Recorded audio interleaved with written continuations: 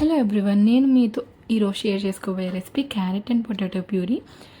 నేను ప్రతిరోజు baby recipes అనేవి పోస్ట్ చేస్తున్నాను. సో మీలో ఎవరైనా సాలిడ్ స్టార్ట్ చేసిన మదర్స్ ఎవరైనా ఉంటే నా ఛానల్ని కంపల్సరీ సబ్స్క్రైబ్ చేసుకోండి. అండ్ అలాగే మీ దగ్గర ఏదైనా రెసిపీ ఐడియాస్ ఉంటే కూడా కమెంట్ సెక్షన్లో నాతో షేర్ చేసుకోండి. అవి నాకు అండ్ అలాగే ఈ వీడియో చూసే మదర్స్కి కూడా బాగా హెల్ప్ఫుల్ అవుతుంది. అండ్ రెసిపీ గురించి వచ్చేసి ఏంటంటే, నేను తనకి క్యారెట్ ప్యూరీ డిఫరెంట్గా, పొటాటో ప్యూరీ డిఫరెంట్గా పెట్టి ట్రై చేసి తనకి సూట్ అయింది అన్న తర్వాతే నేను ఈ రెండు మిక్స్ చేసి పెడుతున్నాను అనమాట.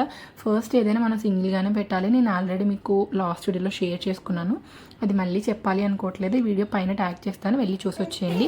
సో నేనేంటంటే ఇక్కడ క్యారెట్ అండ్ అలాగే పొటాటోని స్టీమ్ చేస్తున్నాను అనమాట. స్టీమింగ్ ఏంటంటే, స్టీమ్ చేస్తే అందులో ఉండే విటమిన్స్, న్యూట్రియంట్స్ అనేవి ఎక్కువ ఉంటాయి అండ్ అలాగే ఉంటాయి వెళ్ళిపోకుండా. బాయిలింగ్ చేస్తే ఏంటంటే అవి వాటర్లో పోతాయి అంటారు. సో స్టీమింగ్ అనేది బేబీ ఫుడ్కి చాలా బెటర్ ఆప్షన్ అని చెప్తాను నేనైతే. అండ్ అలాగే కొంతమంది నన్ను అడిగారు అనమాట, రైస్ అనేది మీరు బ్లెండర్లో వేసి మ్యాష్ చేసేది మిక్సీ చేసి ఇచ్చేస్తున్నారు కదా, అలా ఇవ్వకూడదు కదా అనేసి.